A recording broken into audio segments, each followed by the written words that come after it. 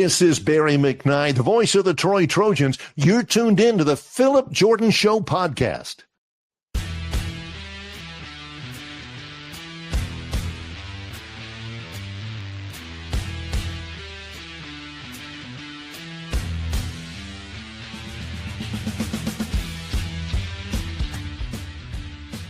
Back by nobody's demand but our own. Welcome into another episode of the Phillip Jordan podcast. I am Phillip Jordan, writer for the Auburn Wire, covering all things Auburn Tigers athletics. And we're going to have a fun show planned for you guys today. You're listening to this probably maybe Christmas Day, day after Christmas, whenever you listen to it this week. So if everybody is having a great Christmas holiday, we're going to be looking back at the college football playoff rankings, the playoff games, and actually where these teams were ranked going in. And now as we got one round out of the way, the group of five, do they belong? We'll have a discussion on that, some LSU talk and other stuff. And I'll be doing that with Brandon Eisenman, a longtime friend, LSU Breakdown host, a Jacksonville Jaguars fan. We're going to give you a good 25, 30 minutes here just talking about football and all that kind of stuff. So it should be fun. Should be entertaining. Hope you will enjoy it. Before we bring Brandon on, let you guys know you can find me and the podcast. You check out the Phillip Jordan Show podcast on Apple Podcasts, Spotify, or wherever you listen to podcasts. You can also check out the show over on YouTube at the Phillip Jordan Sports YouTube channel. And if you're on Apple Podcasts, please follow, rate, and review. And if you leave a review, I'll read a future edition of the show. And if you leave just 4 stars, you are just a straight-up hater. You can follow me on social media at pjordansports, and you can email me at sports.phillipjordan@gmail.com. Now, let's jump into it. And Brandon Eisenman is here, as I mentioned on the top. He is the host of LSU Breakdown, so there should be a new episode of that coming out as you've listened to this or watched this on YouTube. YouTube numbers are right now going bigger than the audio numbers. Also, Jacksonville Jaguars fan, so he has at least one football team to root for this year that in 2025 that can win football games. But Brandon's been a long time since he's done this. Appreciate you doing this as we get geared up for Christmas. Yeah, Phillip, it has been quite a while, if I remember correctly. Look, I'm glad you said back by nobody's demand because, well, here I am. Nobody asked for me, but here I am. Let's talk the ball, man.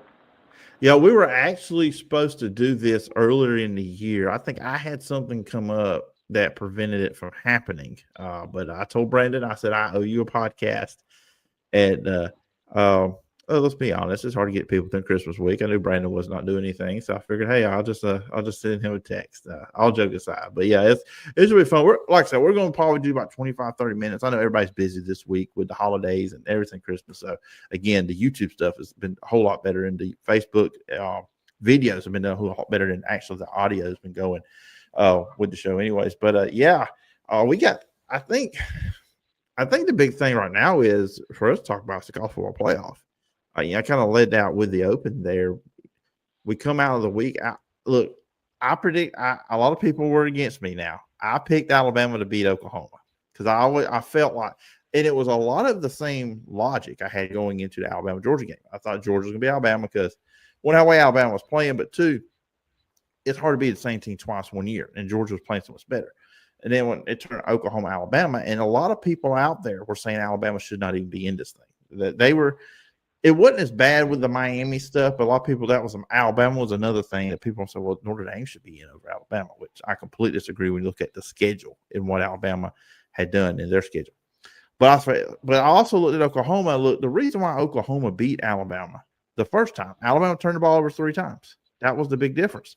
Alabama moved the ball throughout the game, just mistakes caused Alabama that game, cost them the game and sacks and all that other stuff. And Oklahoma got to win in Tuscaloosa.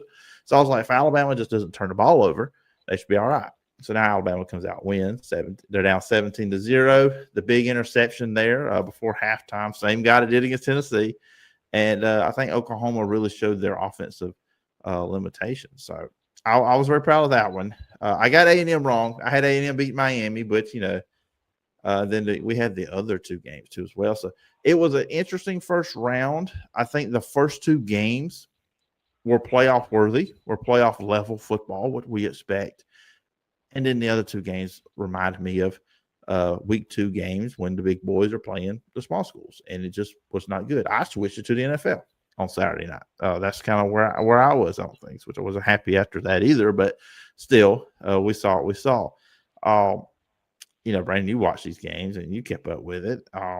What was your mindset throughout the whole thing?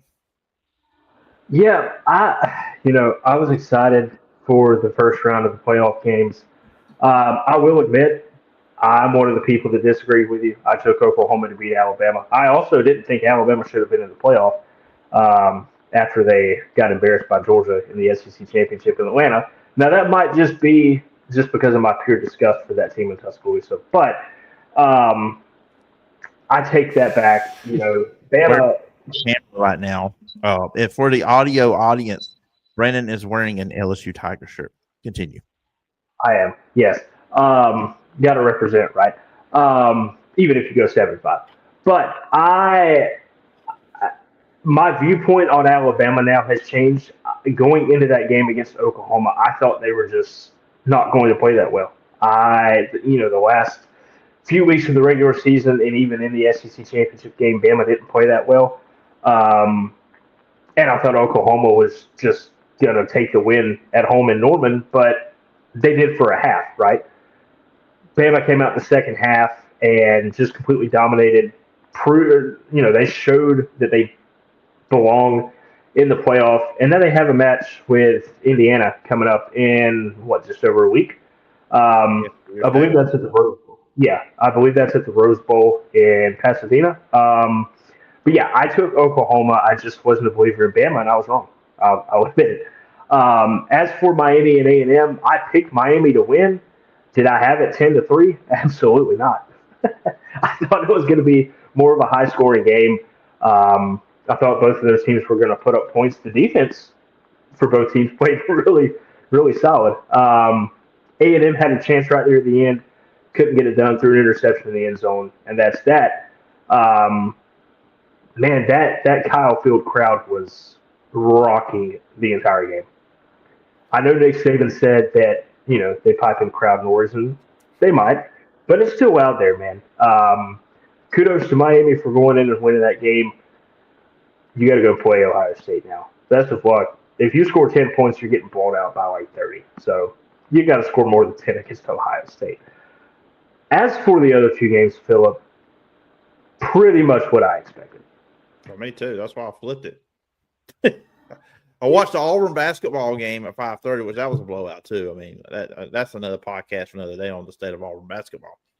But then I watched the Packers and the Bears game, which I was completely ticked off after that one as well. But still, so here's how my setup was. I had the Auburn Purdue game on TV on Peacock, which stupid. That game was streaming.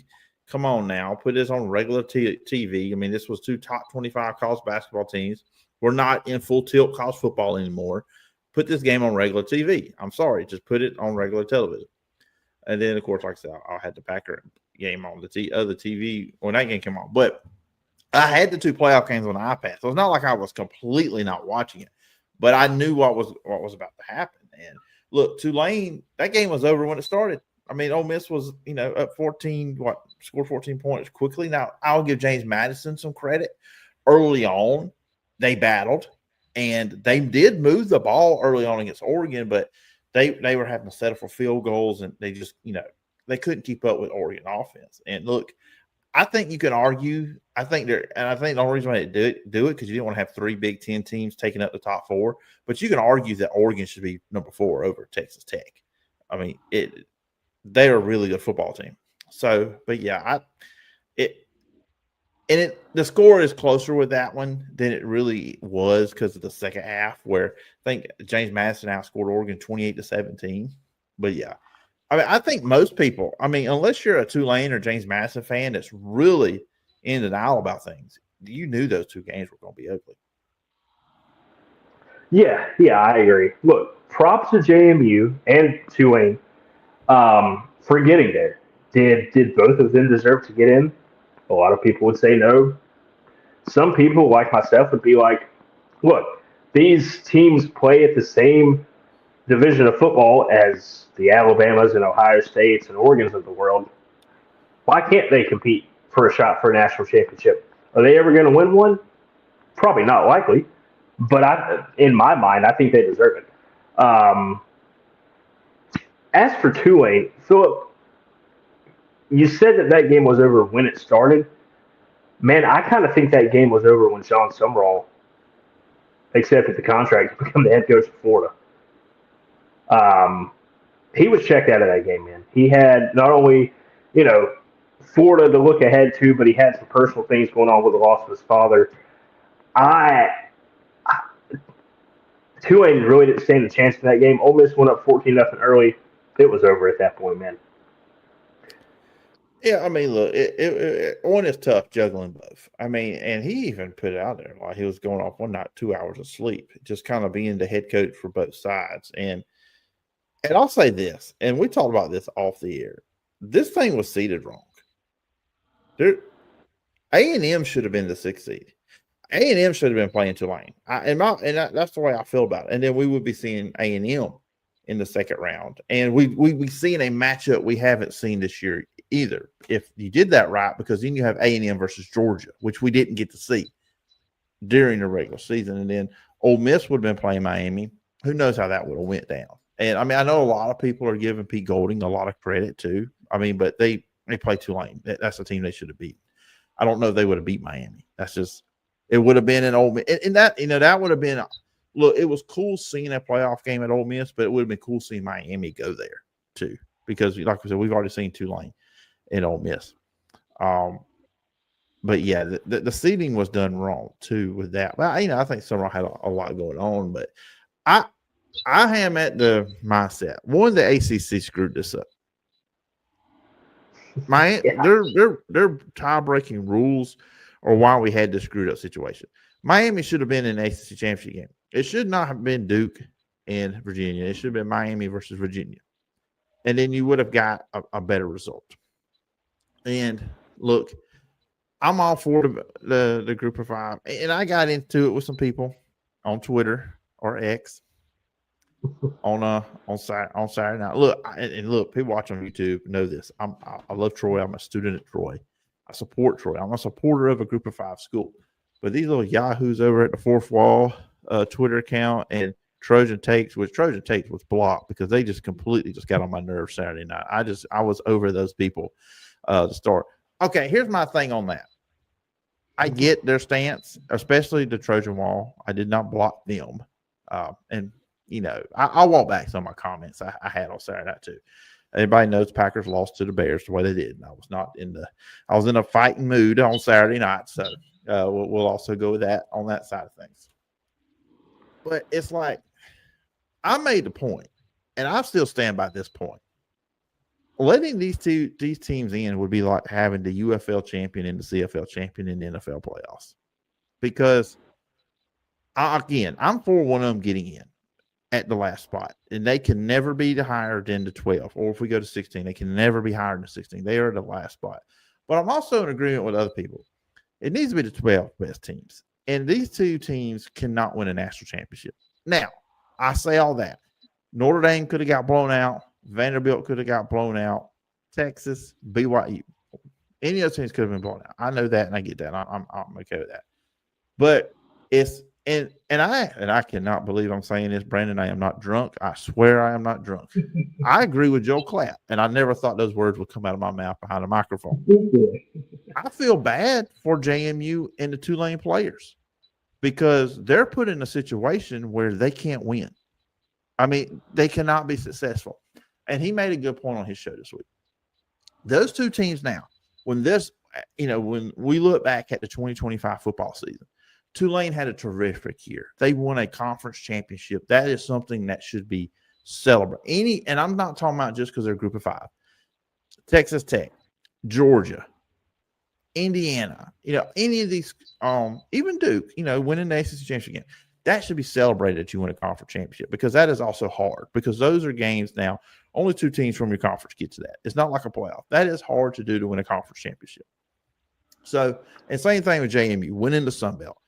That is a tough thing to do. And they should be celebrated for winning a conference championship. But when people look back, maybe not their hardcore fan bases, but overall the college football world in general, when we think about 2025, Tulane and James Madison, we are going to think about the fact that they both got blown out in the first round.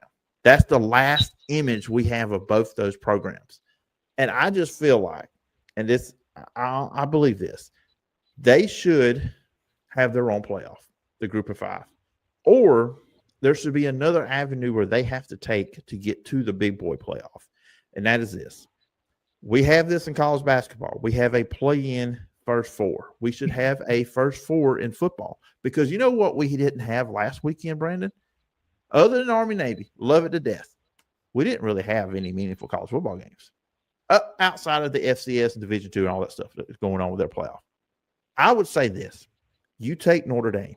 They play Tulane or JMU.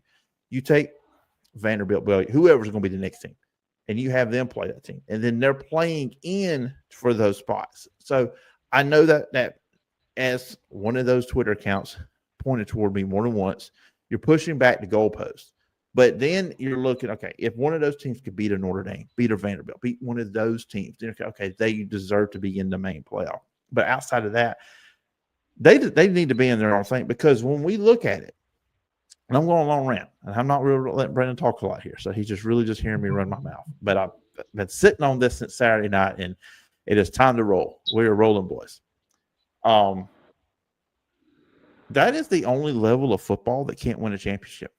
Because we can call them FBS all we want, and they are that, no doubt. But there is a difference. And also, really, there's a difference between the SEC, Big Ten, and then there's a drop-off when you get to the ACC and the Big 12. And then there's another drop-off when you get to the group of 5. So the Power 4 and the group of 5 are two different brands. It's two different, as Ryan Russillo would say, it's two different experiences they have. Great years, but it's just a different level of ball. They deserve to be able to play for their own championship. And it's another thing, and all the money and TV out there right now, you can't tell me there's not a network that wouldn't love to buy that up, because Fox, CBS, and NBC, they don't have playoff games. They could all figure that out on their side and air the, I don't know what you call it. Do you call it the Group of 5 championship? I don't know. I just feel like that's also something attainable for them, because then you can look and say they have a championship they can now play for. The big boys have theirs. And I've even seen people put in relegation out there like they do in European soccer, where you can move up and move down if you do certain things. I don't know. But again, with the current format, I'm not against 1 getting in, but 2 getting in is too much, because at the end of the day, this is supposed to be an entertainment product. And look, most football fans were not entertained on Saturday night. Yeah, no, I agree with that stance, Phillip. That raises a couple of questions for me, and I don't think we want to stay on this too long. But now that I thought of it, should there be some sort of like scheduling criteria that these, G5 or G6 teams have to meet along with winning their conference championships to get in the playoff? Like, should they have to play X amount of, top 25 teams or top, 50 teams or whatever to have a shot to get in? Because if you go look at James Madison's schedule, name me one team that was in the top 25 that they beat. You can't. There's not one. I mean, no disrespect to JMU at all. Like, they got in, they had a good season, they won the Sun Belt. Congrats to you. But I think we got to set some sort of criteria for these, lower tier group of 5 teams if they really want to be in and compete with, the big dogs of college football. Yeah, I mean, when you look at James Madison's schedule, I got it pulled up. The best team they played, Louisville, which was an average ACC team. They lost 28-14.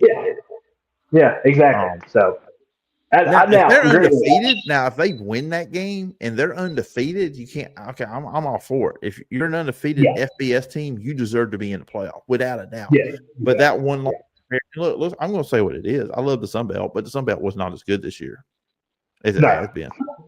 Absolutely not. Because I'll say this: I love Troy, and Jared Parker did a great job this year. kind of bouncing back from last year, getting the team to a Sun Belt championship game. Because I remember when I talked to him before his first year, he knew that the standard at Troy was to win championships. But let's be honest, the two teams that John Summerall had at Troy would have dog-walked that team. Oh, yeah. By far. I mean, it's just what it is. They had a good year. I mean, I'm and I hated it in the bowl game. They had their running back, their offensive line was beat up against Jack State. And then even we want to go with Tulane. Now in Tulane, and let's look at it this way. The American is kind of like they're teetering on the verge of being almost quality of the Power Four. Really.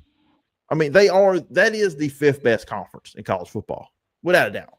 I mean, just from the talent, the teams, they just don't have the name recognition. I mean, look at how many of their coaches are now gone to the SEC. You've got Summerall at Florida, you got Golis at Auburn, got the guy that was at Memphis and Arkansas. I'm sorry, I'm drawing a blank. Wes Pruitt, if you're watching this show. Yeah, and Wes Pruitt, if you're watching this podcast, I really apologize. But you had a lot of guys, with those schools, come over, but still with them now. In Tulane, the way they lost to Ole Miss, and I don't know, it's just we're not doing it any favors. Now, I do believe this thing's going to 16 next year because Notre Dame got left out. So, yep, I think so too. And then I feel like the conference championship games are eventually going to go away. I'm actually for the proposal that's been out there is turn conference championship weekend into play-in weekend, where we have these play-in games to get you in. Like your top, especially if you're like the SEC and the Big Ten, your top two teams automatically are in the thing, and then just kind of determine the other teams and do the same thing with the ACC and the Big 12. Which it's going to be the group of 6 next year when the Pac-12 comes back. Yep. Yeah, I'm glad we'll get a new Pac-12 champion other than Washington State and Oregon State. That'll be refreshing. By the way, I don't mean to go off track here, but who won that this season? Because they played each other twice. Didn't they split? Yeah, I think I honestly, I think they did. So I guess you got to do like the soccer thing where it's like a 2-leg thing, and then you just combine the score and just see whatever happens. Well, it's just like who was it? Was it Virginia? Didn't they play NC State twice? Yeah, it was a non-conference. No. I don't know if they did, but I know they did a non-conference game, which that's just throws that confuses a lot of people. If you just glance at their schedules, you're like, why did they play 10 conference games or 9 conference games, whatever? Yeah. And how about the ACC? We're going really off topic with anything we talked about. Did you see that with the ACC where some teams are going to play a 9-game conference schedule and others are going to play 8? Yeah, it makes no sense, right? What are we doing here? Tell us you're a basketball conference without telling us you're a basketball conference. That's just 100%. I'm not giving my picks for the next round because I'm going to do that next week. We're going to preview the quarterfinals. But we look at these games now. All right. Oregon and Texas Tech, which I probably showed my hand on that one earlier with a comment I made. That's going to be a really good football game between those two. I mean, I think that's going to be good. Georgia and Ole Miss is interesting to me because that was a high-scoring game the first time. Georgia's defense is playing at a completely different level right now, and this is where we're really going to find out how much they miss Lane Kiffin. I don't think Miami is going to be able to score points on Ohio State's defense. They struggle against A&M's defense. They're not going to be able to put up – Ohio State, I think, can score 17 points and probably win that game. And Indiana, Alabama, and we talked highly of Alabama, how they bounced back and beat Oklahoma. Man, they still can't run the football. I mean, that's just – and Indiana's really good defensively, and they're better – they have a better quarterback. Fernando Mendoza is better than John Mateer, and they've got better weapons. They've got better players. They've got a better head coach, in my opinion, too, and Kurt Sednetti. That's going to be a uphill fight for Alabama. Who do you see winning those games? All right, I'm going to start with Bama, Indiana. I'm going to take Indiana close. I think it could be under 30 points for each team. Miami and Ohio State, I don't think that's any question. Ohio State could kick 4 field goals, score 12 points, and win that game. Ohio State by a landslide. Ole Miss to Georgia. Correct me if I'm wrong, Phil.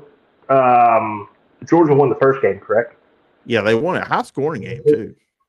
Very high-scoring game. We found out in the first round thanks to Alabama, that it's hard to beat the team twice in the same season. However, that being said, I think Georgia flips that narrative and beats Ole Miss again. Um, Georgia's playing, man, their defense is lights out right now. Ole Miss is probably going to score points in that game, but I think Georgia is too. I like the Bulldogs to advance to the semis against Ohio State. Oregon and Texas Tech, man, that's honestly that might be the best game of the quarterfinals. Um, I'm gonna go Texas Tech, man. I know a lot of people are riding with Oregon.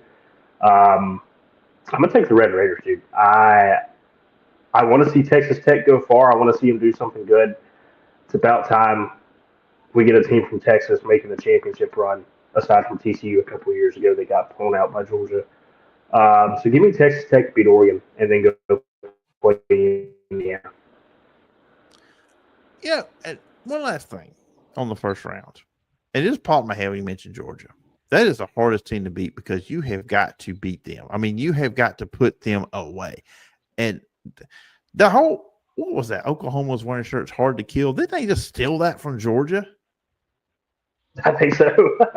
And I saw a lot of Alabama folks saying we put that to bed. I'm like, no, you didn't, because that's really Georgia's thing. So, I mentioned, of course, you host LSU Breakdown. You put out some pods. I mean, the Brian Kelly era ended. What was funny about that this year to me, just sitting from, this my standpoint, they were really good offensively his first 3 years there with Jaden Daniels and then with Garrett Nussmeier. And, Blake Baker, his second year at Missouri is when the Missouri defense really made that jump. So you're thinking, okay, the defense makes a jump this year. You've got Nussmeier coming back. They went in a portal. They added some good offensive players around him. The offense was bad. But the thing about it, I don't know how many times I would listen to a podcast on a radio show or TV. Man, LSU can't run the football. Heck, it's not that they can't. They don't. They don't want to. They don't try to. They would go get – they had a couple of games where it's like, I don't know, maybe a handful of times on first down they ran the football.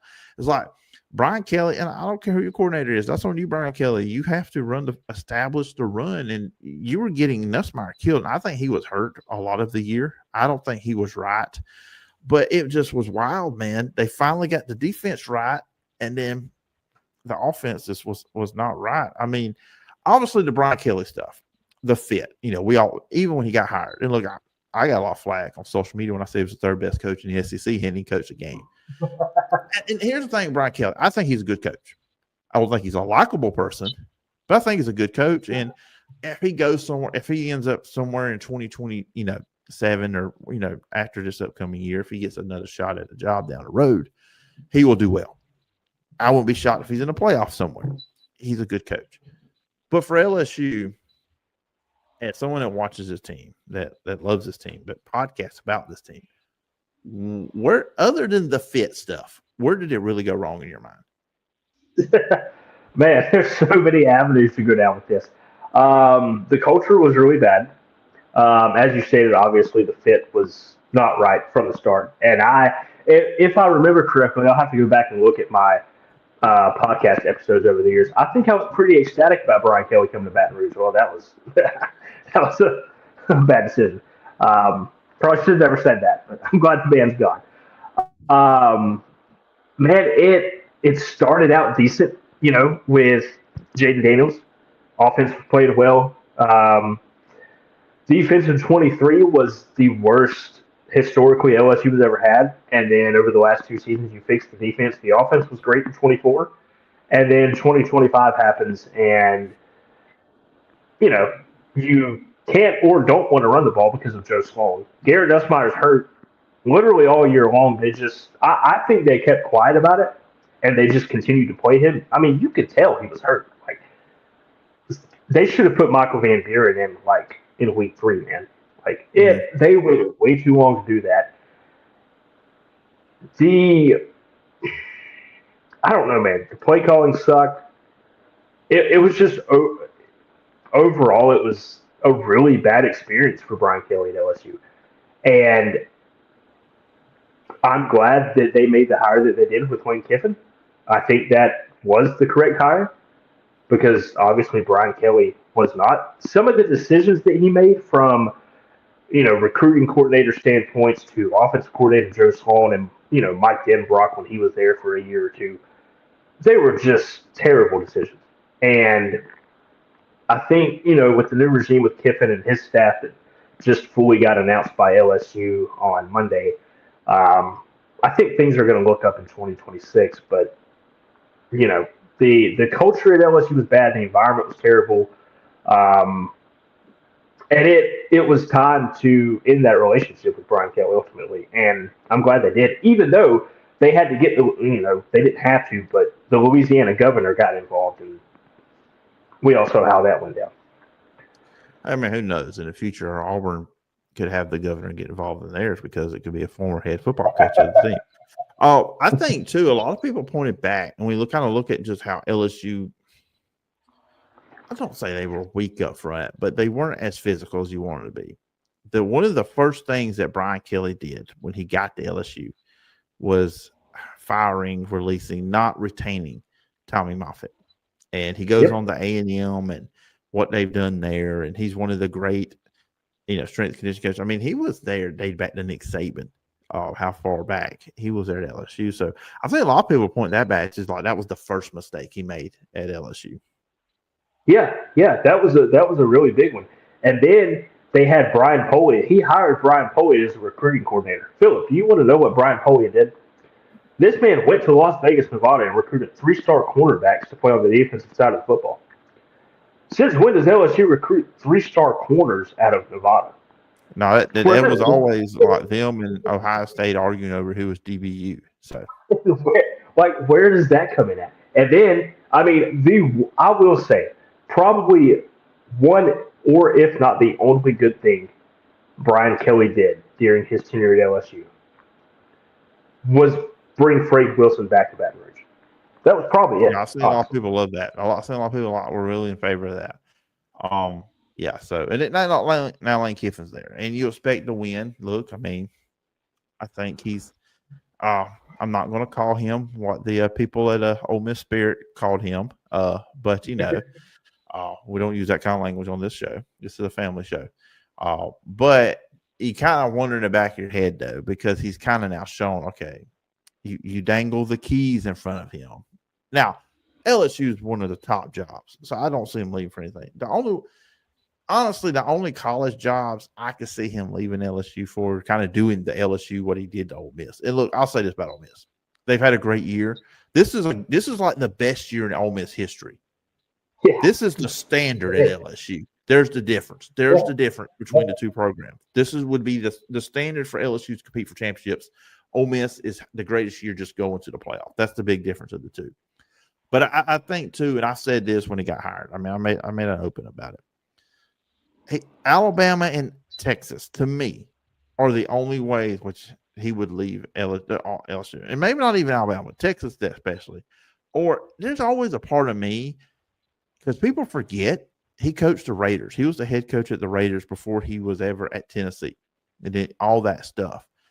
And his dad was in the NFL for so long. So Lane's been around the NFL stuff for so long. I still believe in me, in my opinion, that there's going to be a part of him that's going to want to try the NFL at some point. Future Green Bay Packer head coach Lane Kiffin. Well, he didn't go to Auburn, so I guess I have to cling on to that one. I will say, Phillip, speaking on Lane Kiffin and other jobs that he would be interested in, a couple weeks back when the whole Michigan situation came out and everything was spiraling up there in Ann Arbor, and Kalen DeBoer from Alabama was, rumored as the top target. I saw a lot of people online saying that if Kalen DeBoer went to Michigan, that Lane Kiffin would leave LSU to go to Alabama, like he just didn't get to Baton Rouge, 2 days ago. Yeah, I saw that too. I saw the memes. I would stay away from Michigan right now. I mean, that's just a mess. Yeah, that's a really bad situation. I'll stay away from Ohio too. Apparently, I don't know if you saw that or not. Yeah, I did too. We don't talk about the Group of Five on this podcast unless it's Detroit Trojans. Real quickly, we won't get out of here because, I said we weren't going to spend too much time here as I normally do, which we've gone longer. I mentioned top your Jaguars fan, man. I'll tell you what, they're right there at the 3. But you would think, oh man, they're a game behind. Maybe they can get home field advantage throughout AFC playoffs. You know who the Patriots have left to play in their last 2 games of the season? I'm pretty sure they end with either the Dolphins or the Jets. I don't know who they play this week. They've got both of those, so they're not losing to the Jets and the Dolphins. Great. So you know they're what? not. They should bench the starters the last 2 weeks and just lose both of them. Yeah. Which Drake made, man. Who would have thought? I mean, that guy, he is everybody that was so happy the Patriots dynasty was dead. Mike Vrabel shows up and then boom. I'm not saying they're going to be great and they're going to do what they did with Belichick Brady, but they're going to be good for a while. And man, the Titans got to be hating life because they basically forced Mike Vrabel out. And now look what he's doing and look where they're at. They're about to hire their second coach since they fired him. That's just how bad it is. But Jacksonville, I feel like they're playing good defense lately. I don't think Trevor Lawrence has not thrown an interception the last 4 weeks or somewhere like that. He's played really well these last couple of weeks. I feel like with Jacksonville, and that was an impressive win over the Broncos, who were on that high after beating the Packers the week before. They're kind of still floating on. A lot of people just aren't talking about Jacksonville. But when you look at, man, they have beaten some solid teams this year. Just kind of really quick looking at their schedule. I mean, look, the opener win against the Panthers, and we've seen what they've done. All the people that wrote, Bryce Young off, I hope that they're, eating some crow right now. They beat the 49ers this year. Look, they beat the Chiefs. I know the Chiefs aren't going to be a playoff team, but you still beat the Chiefs. That was early in the year, and that team was, getting things right. Lost close to the Seahawks. Had a close battle against the Texans. Beat the Chargers. Beat the Broncos. So they've got some good wins. I feel like the Jags right now are kind of like one of those underlooked teams. Yeah, no, I agree, Phillip. Going into this season, when they announced the hiring of Liam Cohen, I wasn't expecting this rapid transformation this franchise has made, but I'm here for it. I really am. Yeah. I was expecting like a 10-7 season, maybe squeaking into a wild card game, not potentially being a 3 seed, hosting a wild card game, possibly a chance to repeat, what happened in 2017, minus getting screwed at New England in the AFC Championship game. Hopefully we don't have to relive that. But it's been a phenomenal year for Jacksonville. Speaking of the Jags, and I know you spoke about the Titans a minute ago, that's who they closed with next weekend after New Year's. I got a text message this afternoon from the Jaguars about a deal for $25 tickets to the final home game. I'm really thinking about taking that up because I've never been to a Jags game or an NFL game for that matter.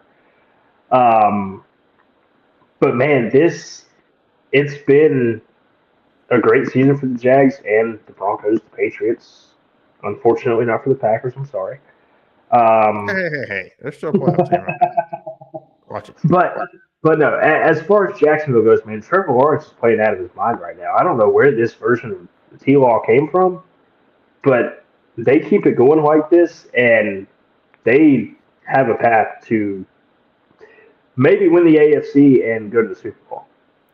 I mean, I don't think any of it is out around possibility, because when I look at the AFC, I'll be honest with you, the only team that's right now in the playoffs that I don't feel like really has a shot at getting to the Super Bowl is the Steelers.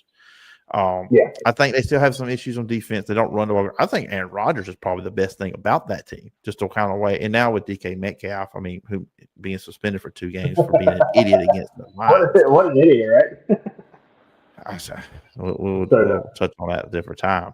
But outside of that, and honestly, with the Chiefs not in it, my thinking has been, look, I know this Buffalo Bills team is not as good as they've been in previous years, but you got to be thinking with them, and this will jump into the NFC too as well.